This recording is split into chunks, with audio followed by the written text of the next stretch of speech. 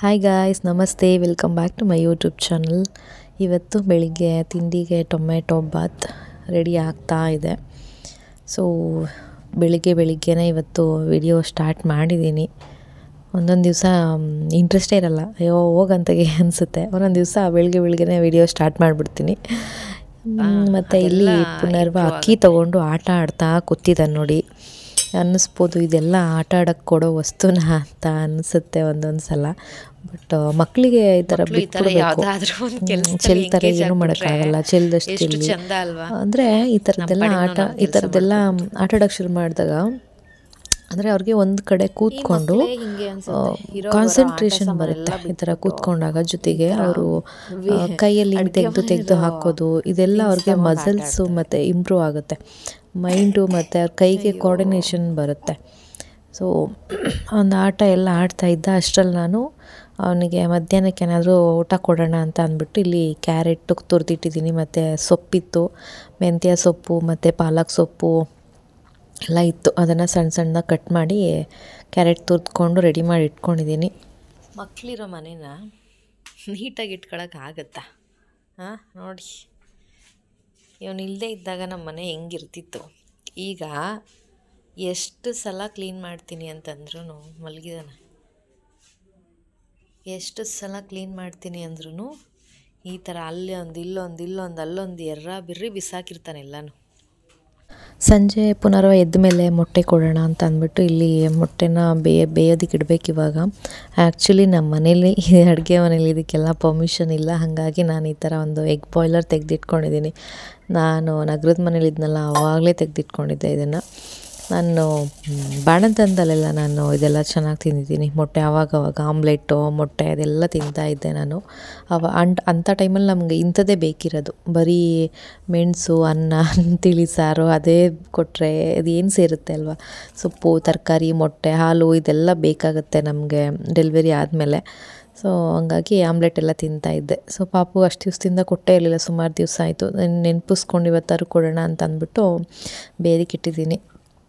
ಈ ಗ್ಯಾಪಲ್ಲಿ ಇವನು ಅಲ್ಲಿ ಒಳಗಡೆ ಸೇರ್ಕೊಂಡು ಚಾಗುಮ್ಮ ಆಟ ಆಡ್ತಾ ಇದ್ದಾನೆ. ಜಗಳ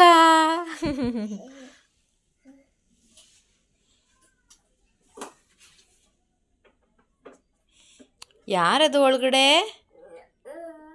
ಯಾರಿದ್ದಾರೆ ಒಳಗಡೆ ಅಲ್ಲಿ? ಜಗಳ. ಮತ್ತು ಇನ್ನೇನಾಗಿದೆ ಅಂತಂದರೆ, ಮೊನ್ನೆ ಒಂದು ಆರೆಂಜ್ ತಿನ್ಕೊಂಬಿಟ್ಟೆ. ಹಾಗಾಗಿ ಫುಲ್ಲು ಗಂಟ್ಲೆಲ್ಲ ಒಳಗಡೆ ಊದ್ಕೊಂಬಿಟ್ಟಿದೆ. ಫುಲ್ಲು ನೋವು ಬಂದುಬಿಟ್ಟಿದೆ ಗಂಟ್ಲು. ಅದಕ್ಕೆ ಸ್ವಲ್ಪ ಗಾಗ್ಲಿಂಗ್ ಮಾಡೋಣ ಅಂದ್ಬಿಟ್ಟು ಬಿಸಿ ನೀರಿಗೆ ಅರಿಶಿನ ಮತ್ತು ಉಪ್ಪು ಹಾಕಿ ಮಾಡ್ತಾಯಿದ್ದೀನಿ. ನನಗಿದು ಬೆಳಗ್ಗೆ ಸಂಜೆ ಒಂದು 2-3 ದಿವಸ ಮಾಡಿಬಿಟ್ರೆ ಅದು ಹೊರ್ಟೋಗ್ಬಿಡುತ್ತೆ. ಮೆಡಿಸನ್ನೇ ತೊಗೋಬೇಕು ಅಂತೇನಿಲ್ಲ. ಆಮೇಲೆ ಗಂಟ್ಲು ನೋವು, ಕೆಮ್ಮು ಇದೆಲ್ಲ ಮೆಡಿಸನ್ಗೆ ಪಟ್ಟಂತ ಹೋಗೋದು ಇಲ್ಲ, ಇಂಗ್ಲೀಷ್ ಮೆಡಿಸನ್ಗೆ. ಹಂಗಾಗಿ ನಾನು ಈ ಥರ ಗಂಟ್ಲು ನೋವು ಬಂದರೆ ಹಿಂಗೆ ಮಾಡ್ಕೊಂಡ್ಬಿಡ್ತೀನಿ ನಾನು.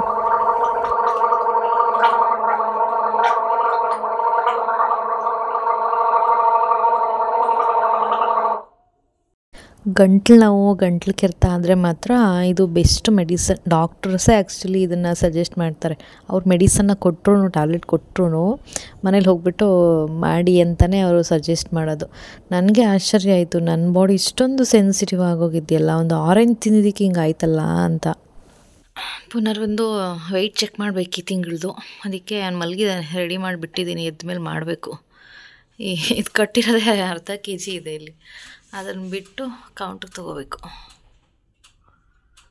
ಸೊ ನೋಡ್ಬೇಕು ಈ ತಿಂಗಳು ಎಷ್ಟಿದ್ದಾನೆ ಅಂತ. ಮೋಸ್ಟ್ಲಿ ಕಮ್ಮಿ ಆಗಿಬಿಟ್ಟಿರ್ತಾನೆ ಅನಿಸುತ್ತೆ. ಎತ್ತದಾಗಲೇ ಗೊತ್ತಾಗ್ಬಿಡುತ್ತೆ ಒಂದೊಂದು ಸಲ. ಏನು ಸುಮ್ಮನಿರಮ್ಮ. 11:15 ಅಂದರೆ ಈಗ ಅರ್ಧ kg ಕಡಿಮೆ ಆಗಿದ್ದಾನೆ ಇವಾಗ ಅವನು. ಆಲ್ರೆಡಿ ಬಟ್ಟೆನೇ ಅರ್ಧ kg ಇತ್ತು, ಈಗ 11:15 ಇದ್ದಾನೆ. ಚೆನ್ನಾಗಿದೆಯಾ? ಲಾಸ್ಟ್ ಟೈಮ್ ನಾನು ಅದು ಯಾವ ಬಾಯಲ್ಲ ನಾನು ಇಲ್ಲಿ ತನಕ ಒಂದು ಸಲನೂ ವೆಯ್ಟ್ ಕಡಿಮೆ ಆಗೇ ಇಲ್ಲ ಅಂತ ಹೇಳಿದೆ. ಈ ಮಂತ್ ನೋಡಿ ಅರ್ಧ kg ಕಮ್ಮಿ ಆಗಿದ್ದಾನೆ ಅವನು. ಅವನಿಗೆ ಫ್ರೂಟ್ಸ್ ಇಲ್ಲ, ತುಪ್ಪ ಇಲ್ಲ, ಮೊಸರಿಲ್ಲ, ಅದೆಲ್ಲ ಏನೂ ಕೊಡದೆ ಅರ್ಧ kg ಇಳ್ದೋಗ್ಬಿಟ್ಟಿದ್ದಾರೆ ಸಾಹೇಬ್ರು.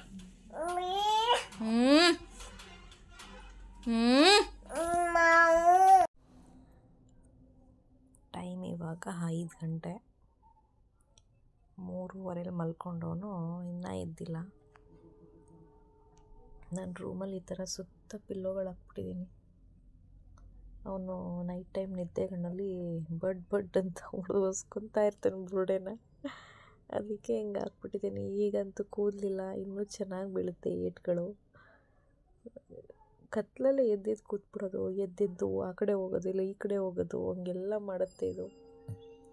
ಅದಕ್ಕೆ ಸುಮ್ಮನೆ ಓಡಿಸ್ಕೊಡುತ್ತಲ್ಲ ಅಂತ ಅಂದ್ಬಿಟ್ಟು ಈಗ ಎಲ್ಲ ಈ ಥರ ಅಡ್ಡ ಎಲ್ಲ ಹಾಕ್ಬಿಟ್ಟಿದ್ದೀನಿ. ಬಿಟ್ಟ ಕಣ್ಬಿಟ್ಟ.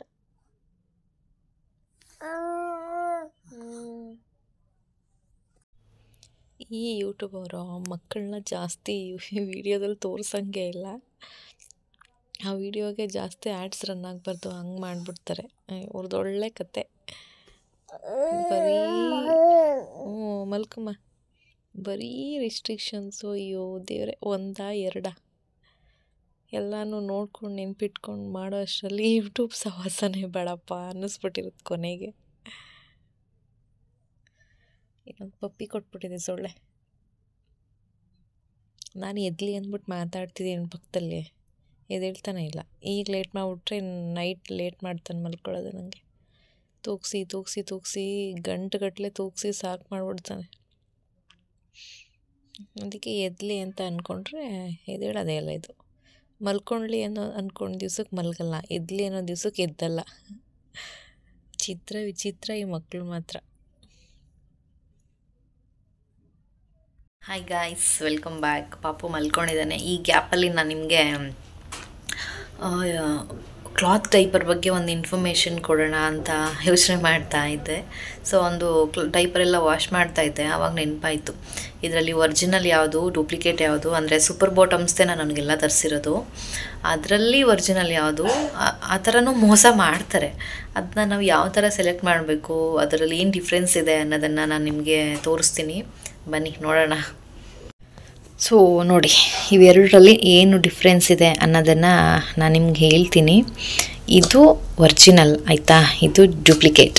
ಇದು ಫಸ್ಟು ನಾನು ಅವನು 3 months ಬೇಬಿ ಇದ್ದಾಗ ನಾನು ಇದನ್ನು ತರಿಸಿದ್ದು. ಇದು ರೀಸೆಂಟಾಗಿ ಒಂದು 3 monthsಲ್ಲಿ ತರಿಸಿದ್ದು ನಾನು. ಇದೆರಡಕ್ಕೂ ಏನು ಡಿಫ್ರೆನ್ಸ್ ಅಂದರೆ ನನಗೆ ಈಸಿಯಾಗಿ ಗೊತ್ತಾಗ್ಬಿಡುತ್ತೆ.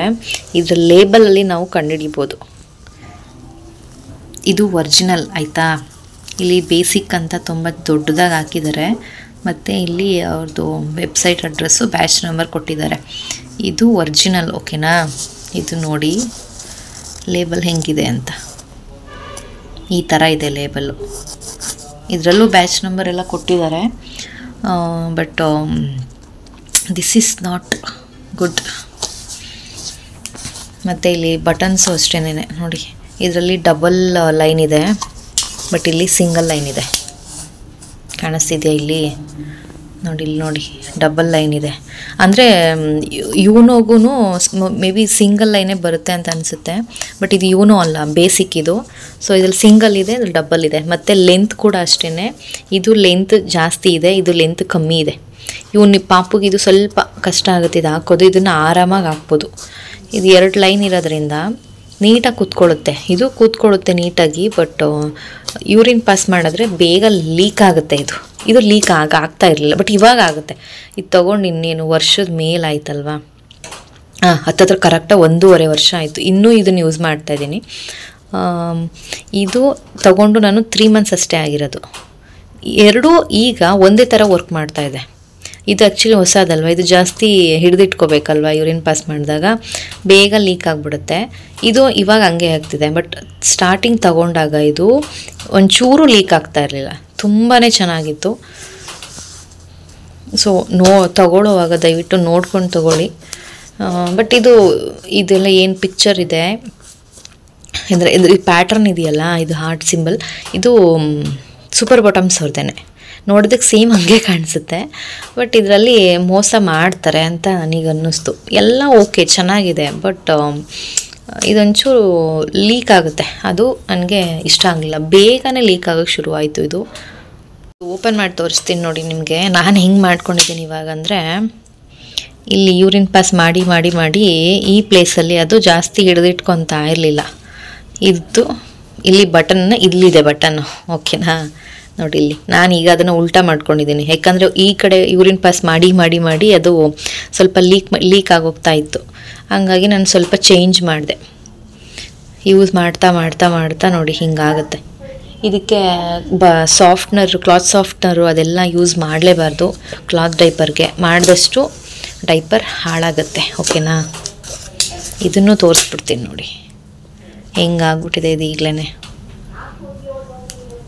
ಬಟ್ ಇದೆಲ್ಲ ಸಾಫ್ಟಾಗಿದೆ, ಓಕೆ. ಬಟ್ ಯೂರಿನ್ ಮಾಡಿದ್ರೆ ಜಾಸ್ತಿ ಹೊತ್ತು ಅದು ಹಿಡಿದಿಟ್ಕೊಳ್ಳೋ ಕೆಪಾಸಿಟಿ ಇದಕ್ಕಿಲ್ಲ.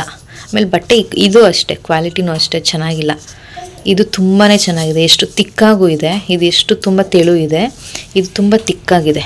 ಇದರಲ್ಲೇ ಗೊತ್ತಾಗ್ಬಿಡುತ್ತೆ ನಮಗೆ ಒರಿಜಿನಲ್ ಯಾವುದು ಡೂಪ್ಲಿಕೇಟ್ ಯಾವುದು ಅಂತ. ಸೊ ಈ ಕಡೆ ಹಾಕೋದಕ್ಕೆ ಬಟನ್ ಇರಲಿಲ್ವಲ್ಲ, ಹಾಗಾಗಿ ಒಂದು ಕಡೆ ಗ್ರಿಪ್ ಬೇಕಲ್ಲ ಅಂದ್ಬಿಟ್ಟು ನಾನಿಲ್ಲಿ ಸೇಫ್ಟಿ ಪಿನ್ ಹಾಕ್ಕೊಂಡಿದ್ದೀನಿ. ಇದೆಲ್ಲ ಚುಚ್ಚಲ್ವಾ ಅಂತ ಕೇಳಬೇಡಿ, ಖಂಡಿತ ಚುಚ್ಚಲ್ಲ, ಏನೂ ಆಗಲ್ಲ. ನಾನು ತುಂಬ ದಿವಸದಿಂದ ಹೀಗೆ ಯೂಸ್ ಮಾಡ್ತಾಯಿದ್ದೀನಿ ಇದನ್ನು. ಸೊ ಇದೊಂದು ಯೂಸ್ ಆಗುತ್ತೆ ಅಂತ ಅಂದ್ಬಿಟ್ಟು ನಾನು ಈ ವಿಡಿಯೋ ಮಾಡಿದೆ. ನೋಡ್ಕೊಂಡು ತೊಗೊಳ್ಳಿ ಅಷ್ಟೇ ತೊಗೊಳ್ಳೋವಾಗ.